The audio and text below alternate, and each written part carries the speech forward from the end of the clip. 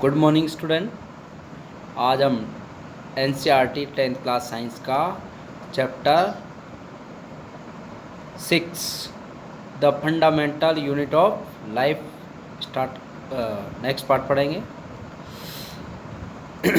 तो देखिए, a single cell में constitute a wool organism as in amoeba, chlamydomonas, paramecium and bacteria. These are called as unicellular organism, where in multicellular organism human being division of labor is seen. तो देखिए, एक कोशिकीय जीव जैसे कि amoeba है, Chlamydomonas है, पेरामीशियम है और कुछ बैक्टीरिया जीवाणु होते हैं जिनका शरीर केवल एक कोशिका का ही बना होता है और वो यूनिसेलुलर ऑर्गेनिज्म कहलाते हैं। जबकि मल्टी सेलुलर ऑर्गेनिज्म में, जिसमें मनुष्य भी शामिल है, इनमें division of labour is seen, मतलब श्रम विभाजन दिखाई देता है। श्रम विभाजन मतलब किसी भी पर्टिकुलर कार्य को करने के लिए विशिष्ट प्रकार की एक स्पेसिफिक सेल या विशिष्ट कोशिकाएं होती, जैसे नर्वस सेल क्या करती है, सोचने संबंधी से रिलेटेड वर्क। बोनी सेल्स होती है, स्केलेटन का निर्माण करती है। मस्कुलर सेल होती है, मसल्स का निर्माण करती है, ठीक है ना। ऐसे एपिथेलियल सेल होती है जो स्किन वगैरह को, hair, outer part of the body, ये सारी चीज़ें किसकी बनी, एपिथेलियल सेल से बनी होती है। Next, the feature in almost every cell is same. जो मुख्य लक्षण होते हैं प्रत्येक कोशिका में समान होते हैं, जैसे plasma membrane, nucleus and cytoplasm. सभी जो कोशिकाएं हैं उनमें मूलभूत जो आधारभूत गुण पाए जाते हैं वो सभी में पाए जाते हैं। कौन कौन से, एक तो प्लाज्मा मेम्ब्रेन और न्यूक्लियस और साइटोप्लाज्म। इनको आप जानते ही, प्लाज्मा मेम्ब्रेन मत को कोशिका झिल्ली या सेल मेम्ब्रेन भी बोलते हैं, और न्यूक्लियस केंद्रक, ठीक है। सभी कोशिकाओं में केंद्रक पाए जाते हैं। कुछ कोशिकाओं एक्सेप्शन है, जैसे कि रेड ब्लड सेल्स होती है, उनमें केंद्रक नहीं पाया जाता। और ऐसे ही चालनी जो नलिकाएं होती है पादपों में, उनमें भी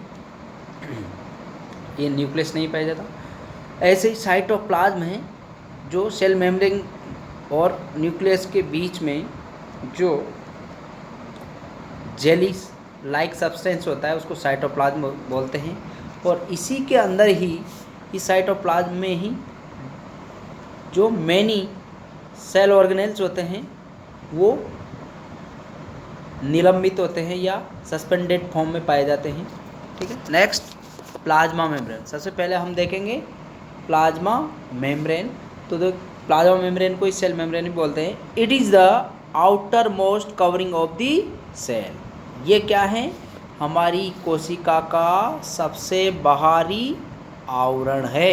जैसे एक कमरा होता है, उसकी जो वॉल होती है, उसकी चारों ओर की दीवार होती है ना, ऐसे ही हमारी सबसे जो स्मॉलेस्ट यूनिट है, सबसे छोटी इकाई, उसके चारों ओर एक झिल्ली पाई जाती है, सेलेक्टिवली परमिएबल मेम्ब्रेन, जिसको हम प्लाज्मा मेम्ब्रेन या सेल मेम्ब्रेन भी बोलते हैं। It is called as selective permeable membrane. अब ऐसा क्यों कहा गया है, ये चयनात्मक पारगम्य झिल्ली भी कहलाती है, इम्पोर्टेंट है, ठीक है। तो सेलेक्टिव परमिएबल मेम्ब्रेन, जैसे सपोज 9th क्लास का रूम है या 9th क्लास है, ए सेक्शन, उसमें उसके डोर से केवल कौन गुजर सकते हैं, 9th ए सेक्शन के बॉयज़ और गर्ल्स, मतलब 9th ए सेक्शन के स्टूडेंट ही उसमें से आ जा सकते हैं। और भी जा सकते हैं पर उनको परमिशन नहीं है। ऐसे ही जो ये सेल मेम्ब्रेन होती है, उसमें से कुछ जो आवश्यक पार्टिकल होते हैं कोशिका के अंदर और बाहर आ जा सकते हैं, बाकी के अदर नहीं आ जा सकते, ठीक है ना। Because it prevent movement of some material, क्योंकि यह जो कुछ पदार्थ होते हैं उनके मूवमेंट को क्या करती है, रोकती है। जैसे बैक्टीरिया, हार्मफुल जो पार्टिकल होते हैं बाहर से अंदर नहीं जा सकते और अंदर से बाहर नहीं आ जा सकते, उनको प्रोटेक्टिव भी करती है, उनसे रक्षण करती है। It help in diffusion and osmosis, मतलब ये किस किस में सहायता करती है? डिफ्यूजन मतलब विसरण और ऑस्मोसिस मतलब प्रासरण। डिफ्यूजन क्या होता है? डिफ्यूजन कोई भी जो मैटर या द्रव्य होता है या सब्सटेंस, उसके पार्टिकल अपनी हाई कंसंट्रेशन से लो कंसंट्रेशन की ओर मूवमेंट करना। Moving the particle from high concentration to low concentration are called diffusion. ठीक है, जैसे हम एक कोने में अगरबत्ती लगा देते हैं, जला देते हैं, तो उसकी स्मेल पूरे कमरे में फैल जाती है, वो किसके कारण? डिफ्यूजन का। ठीक है, नेक्स्ट है ऑस्मोसिस। ऑस्मोसिस वह प्रक्रिया है जिसमें द्रव्य के कण सेलेक्टिव परमिएबल मेम्ब्रेन या सेल मेम्ब्रेन के द्वारा अपनी उच्च सांद्रता से निम्न सांद्रता की ओर जाते हैं, उसको ऑस्मोसिस बोलते हैं। मतलब इनको जाने के लिए किसकी आवश्यकता होती है? सेलेक्टिव परमिएबल मेम्ब्रेन की आवश्यकता होती है, इसको बोलते हैं ऑस्मोसिस। जैसे किसमें? इसको पानी में डालने पर फूलना और अंगूर को पानी में डालने पर पिचकना, इसी का एग्जाम्पल है ऑस्मोसिस का। नेक्स्ट है diffusion, movement of substance from high concentration to low concentration. देखो ये डेफिनेशन है किसकी? डिफ्यूजन की, तो याद करने हैं आपको। For example exchange of carbon dioxide और ऑक्सीजन विद एक्सटर्नल इन्वायरमेंट, मतलब बाह्य वातावरण से ऑक्सीजन और कार्बन डाइऑक्साइड का क्या करना? एक्सचेंज या परिवहन। किसके कारण होता है? डिफ्यूजन के द्वारा ही होता है। डिफ्यूजन देखो, इधर जो पार्टिकल है ये क्या है? संख्या में ज़्यादा है, पास पास है, और इधर क्या है? दूर दूर है, मतलब इधर हाई कंसंट्रेशन है और इधर लो कंसंट्रेशन है। तो पार्टिकल कहाँ जा रहे हैं? हाई कंसंट्रेशन से लो कंसंट्रेशन की ओर। ये है मेथड किसका? डिफ्यूजन का। नेक्स्ट है ऑस्मोसिस। ऑस्मोसिस की डेफिनेशन कई बार क्वेश्चन आया हुआ है, तो आप इसको स्टार लगा लेंगे, 3 स्टार, इंपॉर्टेंट क्वेश्चन है। Osmosis, it is the passage of water from the region of high water concentration to a region of low water concentration through a selective permeable membrane। Osmosis वह प्रक्रिया है जिसमें जल के अणु अपनी उच्च सांद्रता से निम्न सांद्रता की ओर जाते हैं, किसके द्वारा? सेलेक्टिव परमिएबल मेम्ब्रेन, चयनात्मक पारगम्य झिल्ली की सहायता से। इसको ही क्या बोलते हैं? ऑस्मोसिस। नेक्स्ट ये देखिए, सॉल्यूट है और सॉल्वेंट है, मतलब वाटर के मॉलिक्यूल, और मान लो वाटर में कोई भी चीज़ घोल रखी है, जैसे शुगर घोल रखी है, डिजोल्व कर रखी है, या फिर नमक घोल रखा है, तो नमक या शुगर क्या हो गया? सॉल्यूट, और वाटर क्या होगा? सॉल्वेंट। मतलब जिसको घोला जाता है वो तो सॉल्यूट, और जिसमें घोला जाता है वो सॉल्वेंट। ठीक है, तो देखिए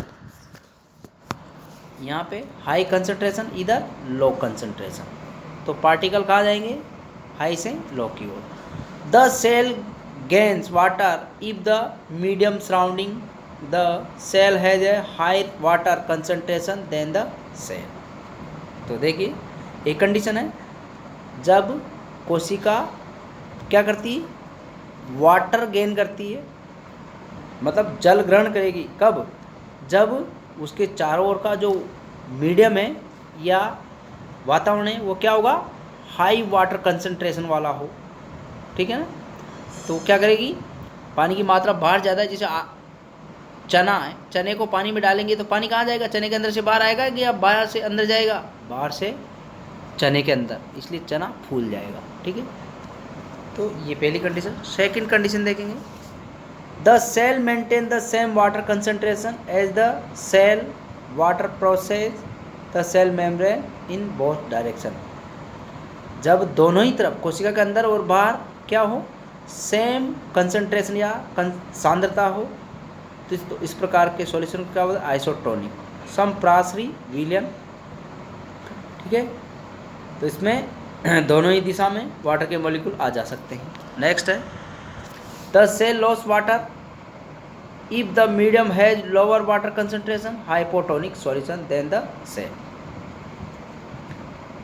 द सेल लॉस वाटर, जब कोशिका से क्या हो? जल की हानि हो। तो जल की हानि कब होगी? जैसे अंगूर को पानी में डालने पर क्या होता है, पिचक जाता है। क्यों? क्योंकि कंसंट्रेशन क्या है, अंदर ज़्यादा है और बाहर कम है, तो वाटर मॉलिक्यूल कहाँ जाएंगे, अंदर से बाहर की ओर, तो वो पिचक जाएंगे। ठीक है, तो इस कंडीशन, तो इस प्रकार का सॉल्यूशन क्या कहलाता है, हाइपरटोनिक सॉल्यूशन, अति प्रासरी विलयन। नोट लगा हुआ है यहाँ पे देखिए, the cell drinking is endosmosis. जब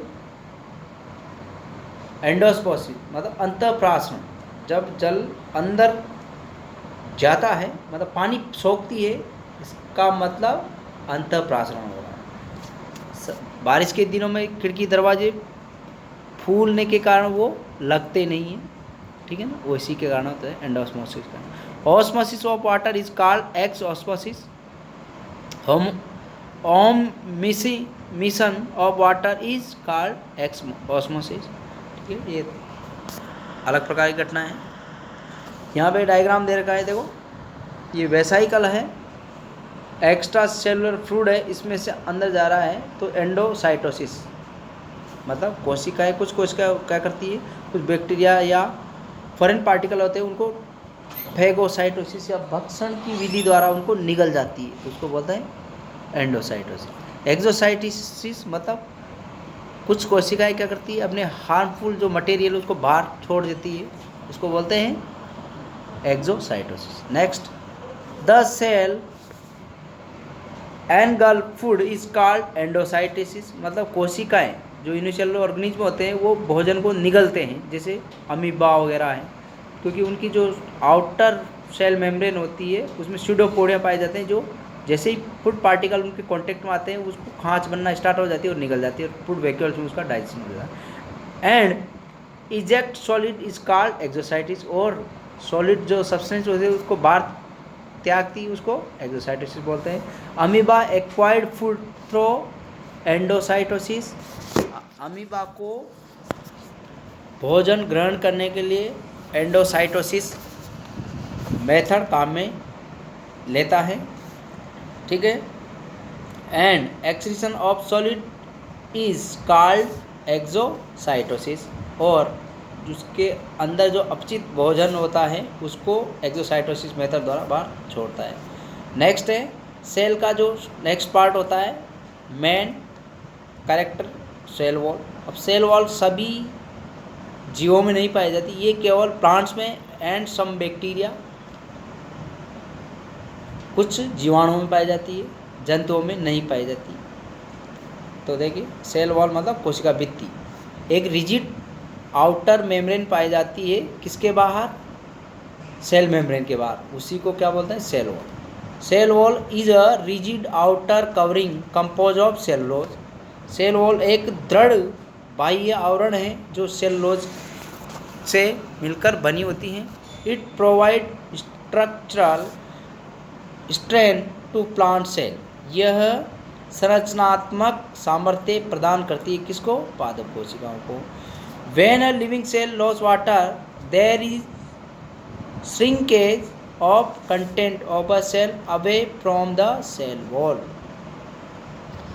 जब एक जीवित कोशिका वाटर का लॉस करती है तो ये सिकुड़ जाती है, ठीक है, इस कारण कोशिका पिचक जाती है। दिस फेनोमेन इज कॉल्ड प्लाज्मोलाइसिस, और इस घटना को किस नाम से जानते हैं, प्लाज्मोलाइसिस, जीवद्रव्य कुंचन।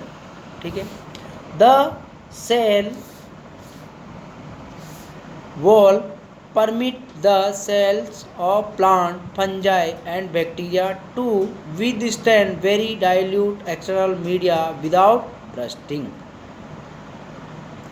तो ये जो सेल वॉल होती हैं ये पादप कोशिकाओं, कवकों और बैक्टीरिया मतलब जीवाणुओं को बहुत ही तनु, वेरी जो डाइल्यूट हाइपोटोनिक जो एक्सटर्नल मीडिया होता है उसमें ब्रस्टिंग मतलब फटने से बचाती है। ठीक है, ये हो गया आपकी सेल वॉल। नेक्स्ट है मेन कैरेक्टर, जो फंडामेंटल कैरेक्टर है या आधारभूत लक्षण है कोशिकाओं के तीन, एक तो है प्लाज्मा मेम्ब्रेन, दूसरा सेल वॉल और थर्ड है न्यूक्लियस, केंद्रक। इंपॉर्टेंट सेल ऑर्गेनेल्स हैं, या इसको हम कह सकते हैं the controller of the cell. कौन है? न्यूक्लियस। केंद्रक is discover by the Robert Brown. केंद्रक को किसने खोजा था? रॉबर्ट ब्राउन ने। जबकि एटम्स के अंदर अपन पढ़ते हैं, परमाणुओं में उनके अंदर भी केंद्रक या न्यूक्लियस पाया जाता है, जिसको नाभिक बोलते हैं, और उसकी खोज किसने की थी? रदरफोर्ड ने। जबकि यहाँ सेल है, सब्सटेंस का सबसे स्मॉलेस्ट पार्टिकल को हम एटम के नाम से जानते हैं केमिस्ट्री के अंदर, और बायोलॉजी में smallest unit of the body is known as nucleus, cell कोशिका के नाम जानते हैं। और कोशिका के अंदर जो कंट्रोलर होता है उसको न्यूक्लियस बोलते हैं। ठीक है, तो न्यूक्लियस के बारे में देखेंगे। इसको रॉबर्ट ब्राउन ने खोजा था। It is a dark colour spherical और oval dot like structure near the centre of a cell called nucleus.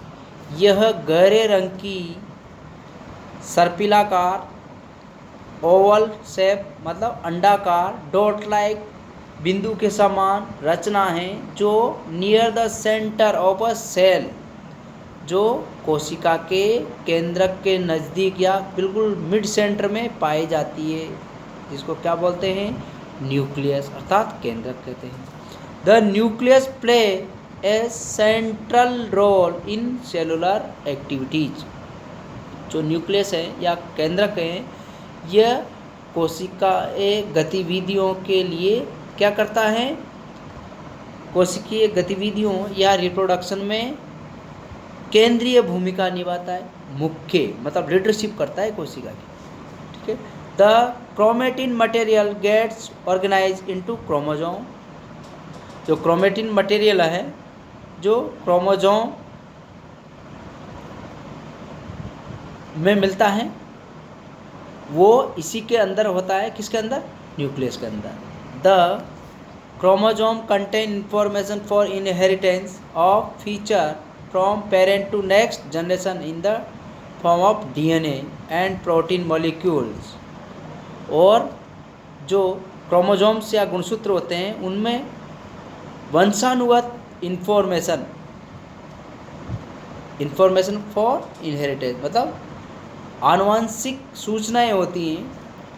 ठीक है, जो पेरेंट्स से अपनी संततियों में जाती है इन डीएनए के द्वारा ही। और डीएनए कहाँ पाए जाते हैं? इन क्रोमोसोम के अंदर। और साथ में इनमें क्या पाए जाते हैं? प्रोटीन मॉलिक्यूल्स भी पाए जाते हैं। तो मतलब क्या है? क्रोमोसोम आनुवंशिक सूचनाओं को एक पीढ़ी से दूसरी पीढ़ी में ले जाने का काम करते हैं। और कहाँ पाए जाते हैं? इस केंद्र के अंदर। ठीक है।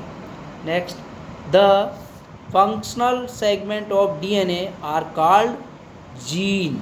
इम्पोर्टेंट डेफिनेशन है, क्वेश्चन आ जाता है व्हाट इज जीन, तो आंसर क्या हो जाएगा? The functional segment of DNA are called gene. मतलब डीएनए का क्रियात्मक खंड ही क्या कहलाता है? जीन कहलाता है। ठीक है। नेक्स्ट,